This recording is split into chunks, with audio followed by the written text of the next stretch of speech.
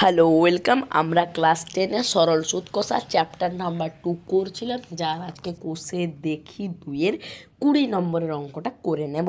এতদিন পর্যন্ত 19 পর্যন্ত করে এসেছি, এবার 20 নম্বরটা করে নেব। একবার আমরা অঙ্কটা দেখে নিচ্ছি আর তারপরে আমরা খাতা স্টার্ট করব। এইটা হয়ে গেলে আমাদের লং কোশ্চেন সব শেষ। এরপর আছে এমসিকিউ আর একটা 1 মার্কসের যে কোশ্চেন সেট থাকে, মানে 5টা এমনি কোশ্চেন থাকে আর সত্য মিথ্যা থাকে এবং শূন্যস্থান পূরণ থাকে। সেগুলো একটা ভিডিওতে হয়ে যাবে, লং ভিডিও দরকার নেই। কিন্তু এটা যেহেতু একটা মানে বড় প্রশ্নের মধ্যে, তাহলে এটা একটা ভিডিও যাচ্ছে। তাহলে এটা 20 নম্বর অঙ্কটা আমরা একবার দেখে নিচ্ছি। আমরা দেখব 20 নম্বরের অঙ্কটা। 20 বলতে রথীন্দ্রনাথ বাবুর অঙ্কটা। তাহলে আমরা দেখে নিচ্ছি কি বলা হয়েছে। রথীন বাবু তার 2 মেয়ের প্রত্যেকের জন্য ব্যাংকে এমনভাবে টাকা জমা রাখেন যাতে প্রত্যেক মেয়ের বয়স যখন 18 বছর হবে তারা প্রত্যেকেই 1,20,000 টাকা করে পাবেন। এবার ব্যাংকের বার্ষিক সরল সুদের হার যদি 10% হয় এবং দুটো মেয়ের বয়স হচ্ছে 13 বছর এবং 8 বছর যদি হয়, তিনি প্রত্যেক মেয়ের জন্য ব্যাংকে কত টাকা জমা রেখেছেন। এখানে দুটো কেস আছে, একটা একটা ধরবো, একটা একটা করব। এখানে যেহেতু বলেছে কার জন্য কত টাকা রেখেছে, তার জন্য দু ক্ষেত্রে একটা এক্স ধরে নেবো, একটা ওয়াই ধরে নেবো। কেউ P1 ধরতে পারো, কেউ P1 P2 ধরতে পারো, কেউ XYও ধরতে পারো, যেটা ইচ্ছা ধরলে।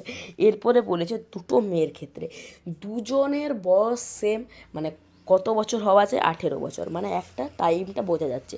এবং টাকাটা নির্দিষ্ট কত হতে হবে, মানে 1,20,000 হচ্ছে সুদে আসলে হবে। ঠিক আছে, সুদে আসলে 1,20,000 টাকা হবে। এখান থেকে বোঝা যাচ্ছে সুদে আসলে 1,20,000 আছে। তো এটাও নির্দিষ্ট। এবং বয়স একজনের আছে 13 বছর, একজনের আছে 8 বছর। দুজনের যখন 18 হবে, মানে যে 13 বছরে আছে তার আর টাকাটা কতদিন থাকবে, 18 - 13 মানে 5 বছর। আর যে 8 বছর এখন আছে তার টাকাটা কতদিন থাকবে, 18 - 8 মানে 10 বছর। মানে আমরা সময়টাও পেয়ে গেলাম।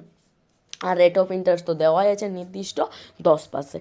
এবারে একটা জিনিস বোঝার চেষ্টা করো, যে মেয়েটার বয়স কম তাকে কম টাকা দিলেও হবে। কেন দিলে হবে, দেখো এখান থেকে বোঝা যাচ্ছে যার বয়স কম তার 18 বছর হতে বেশি দিন লাগবে। যে 8 বছর তার 18 বছর হতে 10 বছর লাগবে। আর যার বয়স 13 বছর তার তো 18 বছর হতে 5 বছর লাগবে। তাহলে যার বয়স কম তার 18 বছর হতে বেশি সময় লাগবে। আবার বলতে পারি যার বয়স কম তার সময়কালটাও বেশি, দেখতে পারে সময়কালটা বেশি। এবারে যেহেতু PRT তিনটে জিনিসই যেহেতু বাই দাগের ওপরে আছে, মানে ওগুলো এক একটা করে বাড়লে সুদটাও আমাদের বৃদ্ধি পাবে, মানে সমানুপাতি। ওটা পাতি বাংলায় বলতে গেলে যেগুলো দাগের ওপরে আছে PRT তিনটের মধ্যে যেটাই বাড়ুক না কেন আমাদের সুদ বাড়বে। তাহলে যদি আমাদের সময়টা বাড়ছে তো সুদও তো বাড়বে। তাহলে যে মেয়েটা ছোট তাহলে সেইটা বেশি দিন থাকছে, তার জন্য তাকে অন্য বড় মেয়ের থেকে কম টাকা দিলেও হবে। কেন কম টাকা দিলে হবে, কারণ শেষে 18 বছরের শেষে দুজনের সমান টাকা হতে হবে, 1,20,000।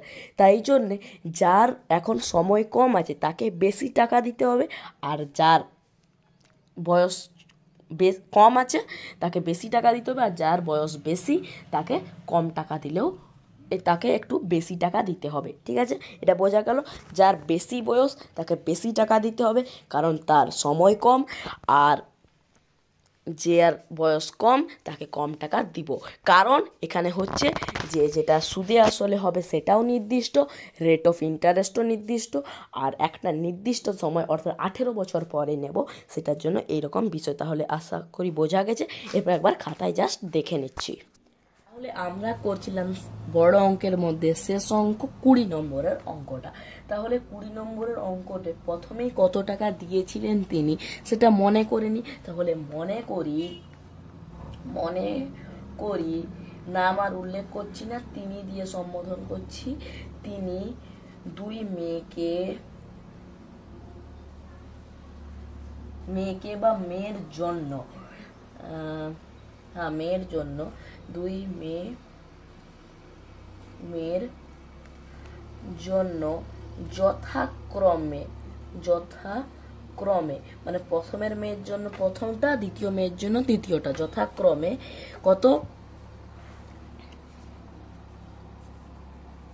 জাস্ট যথাক্রমে এক্স ও ওয়াই ধরে নিচ্ছি, এক্স ও ওয়াই টাকা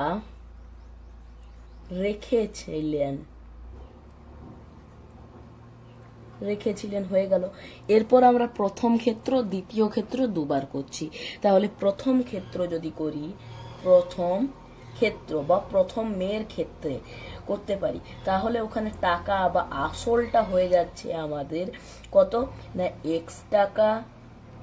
আমাদের যদি রেট অফ ইন্টারেস্ট জিজ্ঞেস করো, তাহলে বার্ষিক সরল সুদের হার, সেটা হচ্ছে সব সময় কত 10%।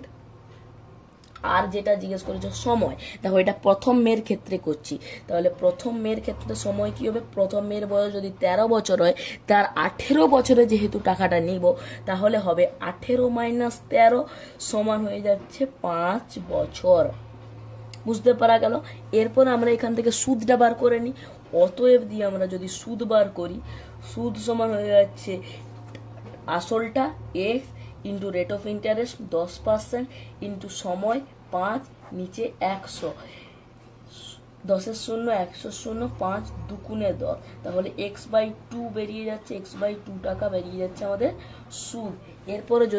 এরপর আর কিছু করার দরকার নেই, সুদ আসল আর বার করবো না, ডাইরেক্ট শর্তানুসারে বসাচ্ছি।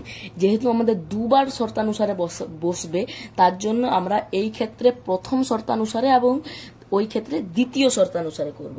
তাহলে এখানে লিখব প্রথম শর্তানুসারে, প্রথম শর্তানুসারে কি না সুদ যেটা আছে সেটা না, প্রথমে হচ্ছে আসল, যেটা আসল হচ্ছে এক্স, আর তারপর আছে যেটা সুদ, সেটা হচ্ছে x/2 সমান কত হবে না 1,20,000, 1,20,000, হ্যাঁ 1,20,000 হয়ে গেছে। তাহলে আমরা সমাধান করে নিলে এক্স এর মান বেরাবে, এটা হয়ে যাচ্ছে 2x plus x is equal to 1,20,000, বা দিয়ে এটা হয়ে যাবে 3x ইজ ইকুয়াল টু 1,20,000, আর এই দুইটা নিচে আছে ওইদিকে গেলে গুণ হয়ে যাবে, তাহলে ইন্টু 2। অতএব এক্স এর মান বেরাচ্ছে আমাদের 1,20,000, 1,20,000 ইন্টু 2, আর এদিকে 3টা গুণ আকারে আছে, নিচের 3টাকে নিয়ে চলে আসি, 3 চলে এলো, তাহলে 3 4 12 হয়ে গেল।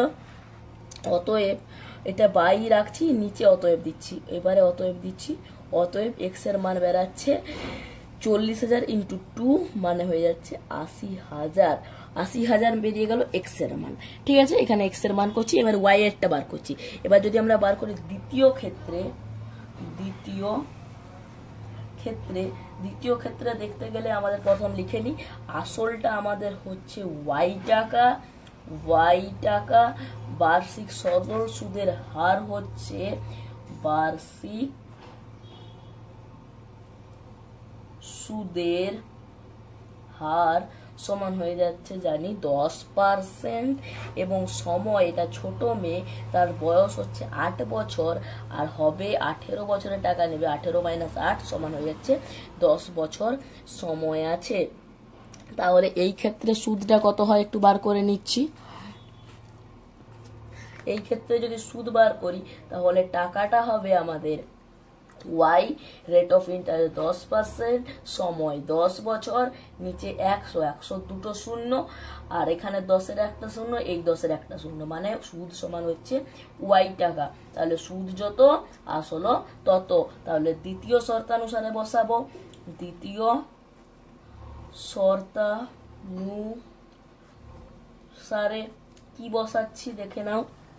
প্রথমে কি করব, প্রথমে হচ্ছে আসল হচ্ছে ওয়াই টাকা, প্লাস সুদ হচ্ছে ওয়াই টাকা, সমান 1,20,000 টাকা। তাহলে যদি লিখি, তাহলে ওয়াই হয়ে গেল 2y সমান 1,20,000 টাকা, বা যদি ওয়াই এর মান বার করি, তাহলে 1,20,000 টাকা বাই 2, অতএব ওয়াই এর মান বেরিয়ে গেল 60,000।